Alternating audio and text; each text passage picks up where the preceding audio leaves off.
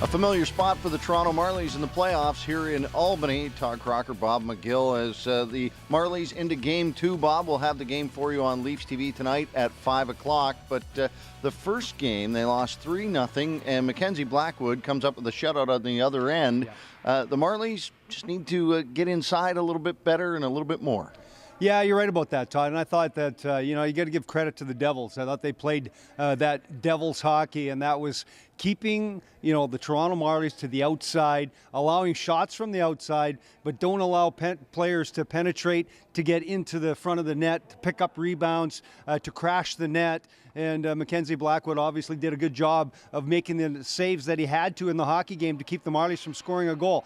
You're down, 1-0 in this 5-game series. So this is a big game here today, and I think they've got to do a better job of, trying to challenge the Devils to get to the net more, crash the net, and to get some opportunities that way. You might be thinking to yourself, why the Marlies start on the road? They finished higher than the Devils, but it's a 5-game series, and with travel in the American Hockey League, they're not going to do a 2-2-1. So Marlies on the road. Yep. Why do you battle that hard to get to the higher seed when you end up in this situation, and can the Marlies turn it into a positive? Yeah, no question. I mean, obviously, they've faced a lot of different adversity throughout the course of the season.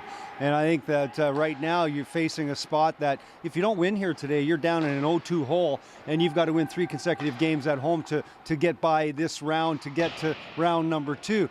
And I think it's something where they're prepared. I really liked the practice yesterday. They went to the practice rink because there was a concert here in the venue here in Albany. And I think that, we witnessed that practice crisp. I think very diligent and very focused, and I think they're going to come out here today and get the job done and get on the board with a victory to get back in this series. When you look at the games that you liked from that first game, the guys who produced and put forward a strong effort, the one spot that you have to start with, I would think, is Garrett Sparks in goal. Yeah, without question. I thought Garrett was tremendous. And I mean, down the stretch, he played such great hockey here for the Toronto Marlies, and a big reason why they finished 1 point out of first, and solidly in second place here in the North Division. And I think that in the game the other night, a 2-0 game, it ends up 3-0 with the empty net goal. But he kept his team in the game. He stopped breakaways and golden opportunities that the Albany Devils had to extend their lead when it was 2-0. And as a result, he allowed them to continue to battle right down to the end.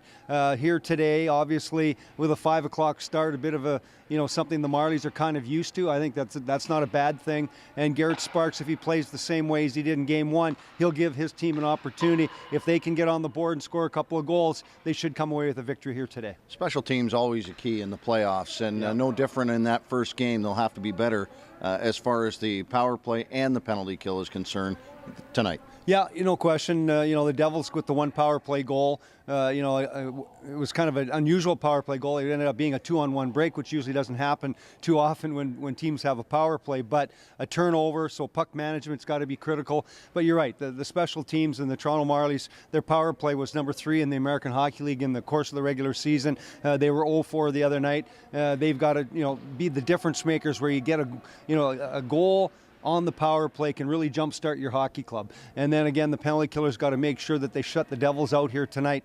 And obviously, if they can come away with a victory, they sit very well because they've played so strongly on home ice through the course of the regular season. And with it being 1-1, a little bit less pressure going into a 3-game set at the Ricoh Coliseum.